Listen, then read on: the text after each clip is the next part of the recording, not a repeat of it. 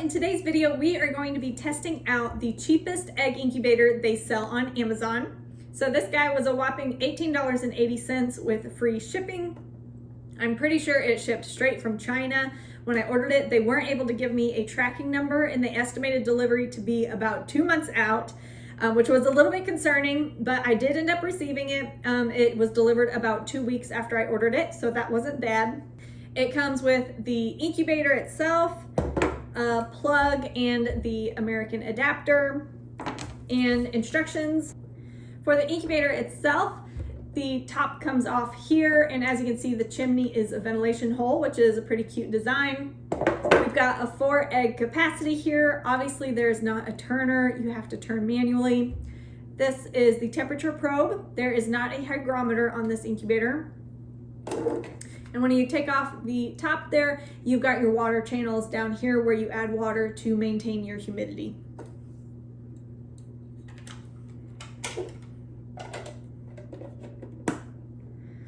On your front is the control panel where the temperature is displayed in degrees Celsius, and you've got a couple of buttons.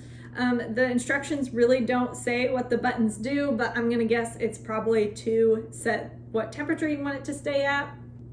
For this first go, I'll be following the instructions to a T. Some of the things it says to do is to fill up the water chamber once or twice a day. It doesn't specify where you want the humidity to be kept at. And also, since there isn't a turner, it tells you twice a day to turn the eggs at a 45-degree angle, left and right, 3 or 4 times. Overall, it seems like it's actually pretty decently made. It's not super cheap plastic, but for only $18, I'm not super optimistic. I'm gonna be putting in my incubator warehouse thermometer and hygrometer in there as well. What's cool about this one is it has a memory in it, so it can keep track if there's any major spikes or drops in temperature or humidity, which is really nice. So I'm gonna be popping that in there as well, just to keep track of how this thing is doing. The instructions say to preheat the incubator before you add eggs, so we're gonna be doing that. The eggs we're gonna be adding are some Golden Death Layer chicken eggs. These come from my own pen. They weren't shipped or anything. These eggs are only a couple days old. I've already counted them to make sure they're in good shape. So these should have a pretty good chance of developing, assuming that the incubator does what it's supposed to. Hey guys, Editing Brittany hopping in here really quick. I forgot to mention that I've been hatching out these eggs all spring long. So if there's any issues with the hatch, it's gonna be due to the incubator and not due to the eggs. Back to the video. So let's go ahead and get this thing plugged in and see how it does. All right, we have been preheating for about 20 minutes now. And on the front panel here, you can see it says we're at 38 degrees Celsius. That is what the instruction says we are supposed to be at. Chicken eggs incubate at 99.5 degrees Fahrenheit or 37.5 degrees Celsius. So we are right where we need to be. And our backup thermometer here says we are at, you probably won't be able to see it, but it says 98.6 degrees Fahrenheit, which is within a degree, so that is promising. And the humidity is at 75%. So 75% humidity is pretty high. When I hatch eggs in my cabinet style incubator, I like to keep it at about 45. But since we have this ventilation hole here, I think that humidity is gonna drop pretty quickly. I'll check this again in a couple of hours, but we're gonna go ahead and add our eggs in. All right, that required some finagling, but we got the backup thermometer and all 4 eggs fit in there. Golden Death Layers, they lay like a medium-sized egg. So as you can see, there is some space up here. The ad did say that you could use this for chicken or duck eggs, and I do think you could put some decently large duck eggs in here as well. So we're gonna be following the instructions, doing the turning and adding the water like the instructions said. And in 7 days, we will do our first candling. Okay, so it has been 7 days since we first set those eggs, so we're gonna go ahead and candle them and see how they look. I've been keeping an eye on that backup thermometer, and even though the incubator itself has been saying it's kept right at 38, that backup thermometer has been ranging anywhere from 90 to 99. At one point, the maximum was 95 over the course of a couple of days. So it is running lower. I'm not seeing any spikes in overheating though, so that's good. So we'll just go ahead and candle and see if the temperature has been low enough to kill the eggs, or if we're just gonna be looking at a delayed hatch. So let's go ahead and get the candler and we'll see how they look. So there's definitely some veins, which is good.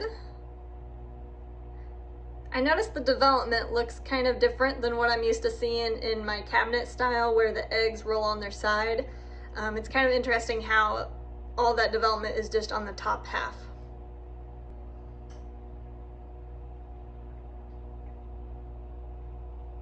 All right, so this one, the embryo is a little bit more obvious on this one, but this one's also developing, so that's good. You can see the embryo right there.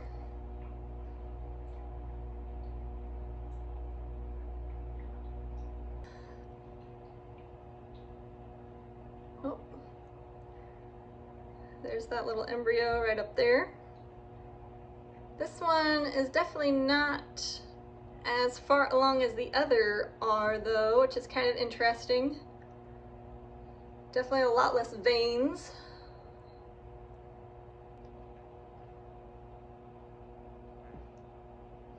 So this one again is probably a little bit more developed than that last one, but isn't developed as much as the other two, which is kind of interesting. So these, comparing them to the eggs I'm used to seeing on day 7 in my cabinet style, they are definitely not as developed. I do think that lower temperature is affecting them, but these don't look like blood rings yet. I think they're still alive, even though they're not really moving much. Whatever movement you're seeing is probably just from me handling them, but yeah, I do think that cooler temperature is affecting them. So I'll check these guys again in a week and see how they're doing. Just because the temperature is so low, I think these guys might end up quitting on me. Normally I would wait until lockdown in my cabinet style, but this incubator's not as reliable as that one. So yeah, we do have development, so it's doing something. So it's a week later. We're gonna go ahead and candle the eggs and see how they're doing. The temperature is still running low. I'm not super optimistic about these guys actually hatching, but we'll go ahead and candle them and see how they look. Here's egg number 1. And a quick side note, I just checked the backup thermometer and the temperature was reading 91 and the max was 92. So it's supposed to be 99.5, so that's pretty significantly low, but as you can see, they are still developing.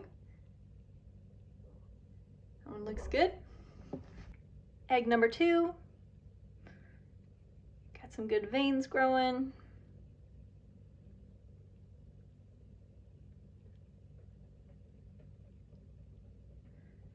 That one's still doing okay.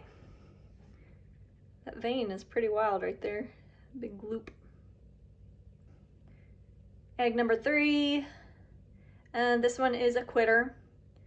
You can see this line going down here. They call that a blood ring or a ring of death. That's just a sign that it did quit on us. You can see the embryo there. It's moving, but that's just because I'm moving it. So that's definitely a quitter. We're gonna have to toss that one. And egg number 4.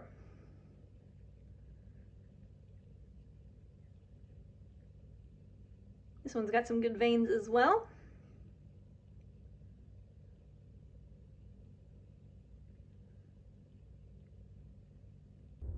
So we're down to 3 eggs, and today is day 14, which means we're supposed to go on lockdown 4 days from now on day 18.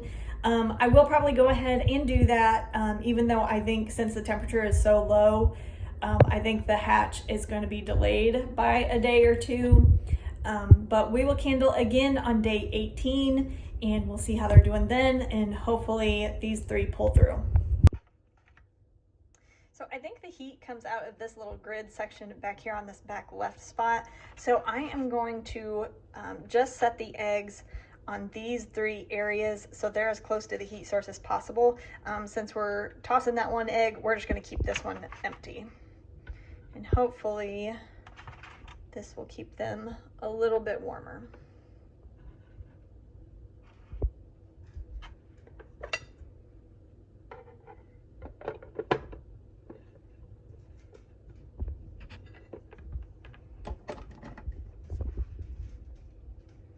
So today's day 18, which is lockdown day for the Amazon incubator.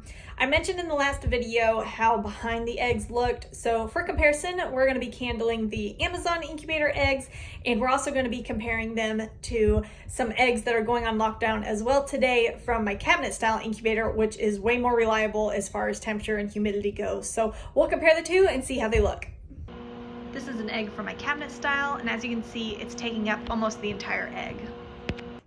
All right, got my egg carton here. Let's see what the temperature says. 95 degrees, that's a little bit better, and 37% humidity. I don't think I mentioned this in my previous check-in, but I ended up putting this incubator on a plate. I was reading reviews from other brands that were selling this exact same model. They just called it something different, but it was the same little blue house model. And in some of the reviews, people were saying it was catching on fire and the plastic on the underside were melting. So I was afraid that was going to happen. It hasn't happened yet, as far as I can tell. But I did not want this to melt and ruin my kitchen countertops. So we put it on a plate, and so far so good in that aspect. Not seeing a lot of movements, but the veins are still looking good. This definitely does not look, I think it's still alive, but it does not look like an egg ready to be put on lockdown. Again, I think it's still alive. Those veins look really good. The air cell is increasing in size, which is good. This one looks a little bit better.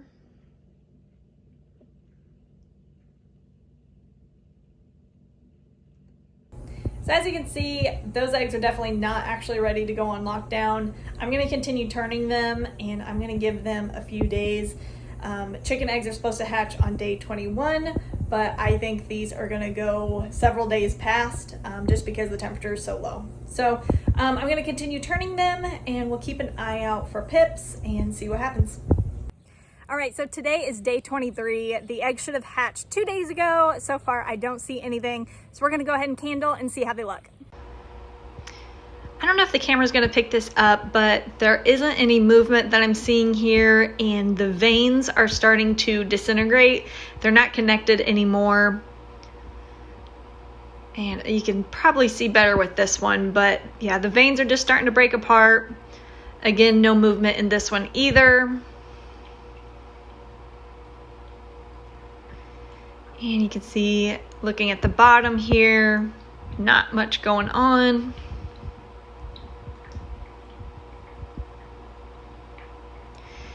And this one, you can tell it quit a little bit earlier than the other two. The development is quite a bit behind. So yeah, it looks like all three ended up quitting on us. Well, that was a disappointing end to our Amazon incubator saga. So yeah, straight out of the box, when you're following the instructions, this incubator, my experience was it doesn't get warm enough. It's not able to maintain that heat.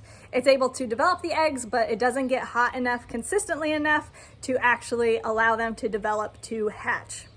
So that was the purpose of this experiment. It was to follow the instructions to a T and see if out of the box it would work. Obviously, I'm not super impressed. I didn't have high hopes for an $18 incubator. Honestly, I'm just glad that it didn't catch on fire. So it is disappointing. I feel like the house design, it is probably trying to appeal to children, because kids are gonna be very disappointed if they wait for 21 days and absolutely nothing hatches. So I might do another video where I do some modifications and see if they help. It'd be cool with a little bit of work if we can get an $18 incubator to work, but I'm still a little bit skeptical. So yeah, keep an eye out for that video. If you like this video, be sure to give it a thumbs up and subscribe, and I'll see you in the next one. Bye.